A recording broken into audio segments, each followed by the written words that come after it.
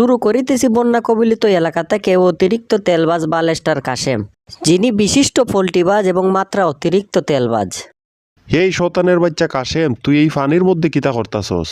সারা দেশের মানুষে চাইতাছে বন্যার ফানির থেকে দূরে থাকতে, তুই তো দেখা যায় নৌকা লইয়া ফানির মধ্যে আইয়া দাঁড়াইয়া রইছস। আর এই নৌকা ওই তুই ফাইলে কইতিকিয়া? টেকা লাগলে টেকা আরও দিমু, দরকার হইলে গরু যা আছে সব বেচমু, আরও দরকার হইলে বাপের সম্পদ বেচে দিমু। এরপরে হবিগঞ্জের মানুষের নৌকাইতে সার্ভিস দেয়া যাইমু। নৌকায় দিয়া সার্ভিস আবার কোনটা?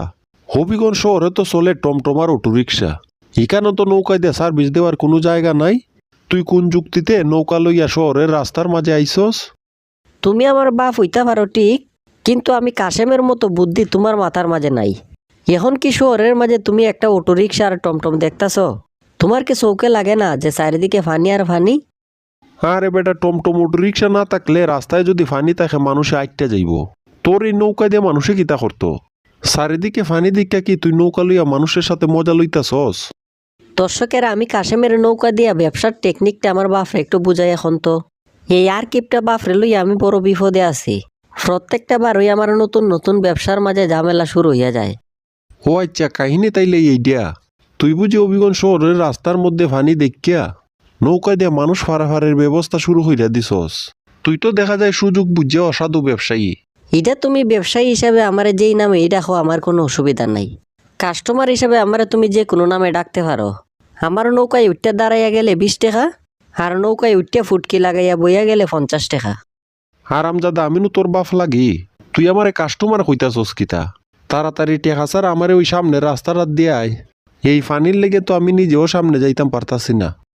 মুরব্বি বাপ হওয়ার যেই এইরকম কোনো সুযোগ নাই। ভাড়ার টাকা সম্পূর্ণ পরিশোধ কইরাও আমার নৌকায় দিয়ে সামনে যাওয়া লাগবো, কারণ এটা হইলো আমি কাশেমের ব্যবসা, কোনো খেলা না। পেবাডের বাচ্চা, তুই তো নৌকাটা আমার টেকা দিয়ে কিনছত। আমার ঘরের টেকা চুরি হইরা নৌকা কিনা ব্যবসা হইরা এখন বুঝি আমার হাত থেকে ভাড়া নিতে চাইতাছস?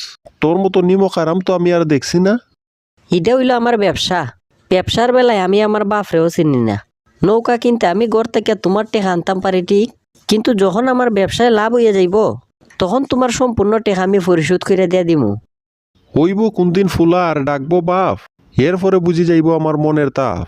এই নৌকা দিয়ে ব্যবসা করে তোর লাভ হইতো না, আর আমার টেকাও তুই পরিশোধ কইরা দিতে পারতে না। এটা আমার খুব বালা করে জানা আছে। এই তো উৎসাহ পাইবার জায়গার থেকেই আমি উৎসাহ পাই না, তাইলে আর আমি কাশেম সফল হইতাম কেমনে? পাগের হাতে যে ছাগল বাকি দেওয়া যায় না, এটা তো আমার খুব বালা করে জানা আছে। তোর হাতে ব্যবসার লেগে টেকা পয়সা দিয়া আমি আমার টেকাগুলার কি জলে ফেলাইতাম?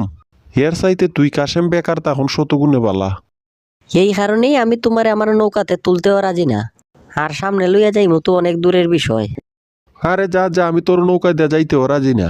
তোর ঘর হইলে লঙ্গি তুললে লেমটিয়া ডাইয়া যাই মুগা, এরপরেও তোর বাঙ্গা নৌকায় আমি চড়তাম না। কেমন দিলাম দর্শকেরা, সুযোগে সৎ ব্যবহার হইরা নৌকাও কিনা নিলাম, ব্যবসাও শুরু কইরা দিলাম।